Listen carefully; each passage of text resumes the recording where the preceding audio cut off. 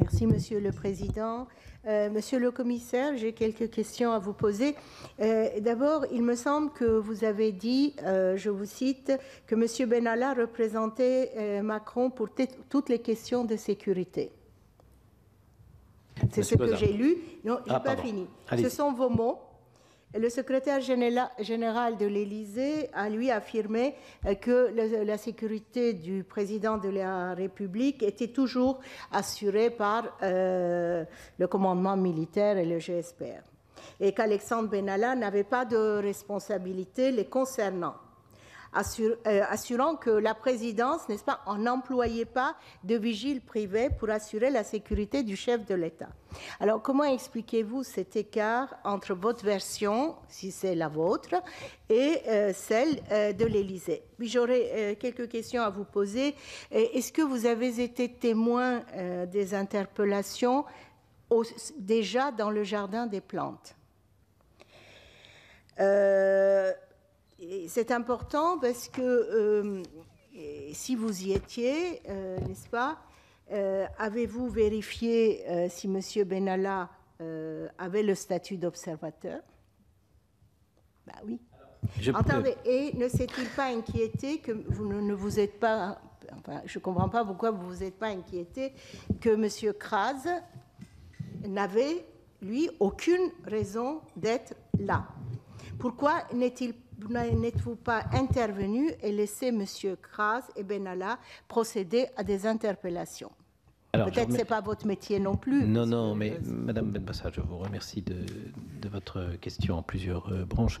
M. Creusan nous a indiqué tout à l'heure, et je crois qu'il faut admettre cette réponse, qu'il ne souhaitait pas commenter des déclarations qui sont mises entre guillemets dans la presse et qui proviennent ou proviendraient de la garde à vue à laquelle il a été soumis. Et donc, cette partie de la question, je crois qu'il ne faut pas insister et que M. Creusa a parfaitement le droit de nous opposer cet argument. Quant aux manifestations du 1er mai, si les faits reprochés à M. Benalla ne sont pas des faits qui sont reprochés à M. Creusa et donc il n'est nullement visé par ces éléments, je crois qu'il faut s'en tenir aux conditions générales de l'organisation, de la présence de M. Benalla comme observateur et de l'éventuelle présence, puisque comme avec le statut d'observateur aussi de M. Kras, l'avait-il ou non? Ça, par contre, c'est ce qui s'est passé avant, et ça nous intéresse de savoir comment s'est nouée, au fond, cette participation des deux hommes au déroulement de cette opération dont vous avez rappelé toute la complexité de maintien de l'ordre du 1er mai en qualité d'observateur. On s'en tient là, si vous le voulez bien. On s'en tient là. La sénatrice, je vais rebondir quand même sur votre première question, si vous me le permettez. Vous avez, si je peux me permettre, mélangé des bribes de propos passés dans la presse avec ce que j'ai dit en propos préliminaires. Je vais juste répéter ce que j'ai dit en propos liminaire pour qu'il n'y ait aucune difficulté de compréhension. Je vais vous répéter stricto sensu le paragraphe. Pour moi, autorité civile à la direction de l'ordre public et de la circulation. M. Benalla était l'adjoint au chef du cabinet du président de la République. Il était en charge de l'organisation et de la coordination des services sur les déplacements du président de la République sur plusieurs aspects comme la sécurité générale et le protocole. Il faut prendre la phrase dans sa globalité. C'est organisation et coordination des services en matière de sécurité générale. Donc ça veut dire qu'il ne fait pas de la sécurité générale, pas que lui. Il coordonne les services qui font de la sécurité générale. Voilà, ça c'est pour répondre très clairement qu'il n'y ait aucune ambiguïté quant aux propos et à l'image que je me fais de la mission de M. Benalla. Première question. Seconde question, la question des interpellés du Jardin des Plantes. Je ne suis pas rentré, Madame la sénatrice, dans le Jardin des Plantes. Je suis resté au portillon du Jardin des Plantes.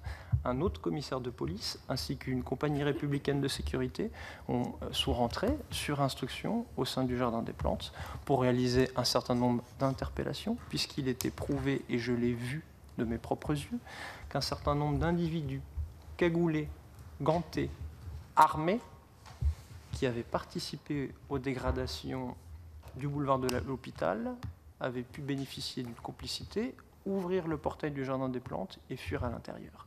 Moi, je ne suis pas rentré dans le Jardin des Plantes, j'ai uniquement vu la fuite de 200 individus appartenant au Black Bloc partir vers le Jardin des Plantes. Voilà. C'est très clair là-dessus, c'est extrêmement clair. Et d'ailleurs, toutes nos ondes sont enregistrées, nos ondes radio, hein, et tout ça a été passé sur les ondes radio. Je me suis arrêté, si vous connaissez un petit peu le secteur, hein, devant le McDonald's. Ça, c'est pour la seconde question. La troisième question, la question des observateurs. Donc je traiterai, sauf si vous souhaitez qu'on fasse différemment, mais je traiterai que de la question des observateurs du 1er mai, peut-être. Hein, ça vous suffira.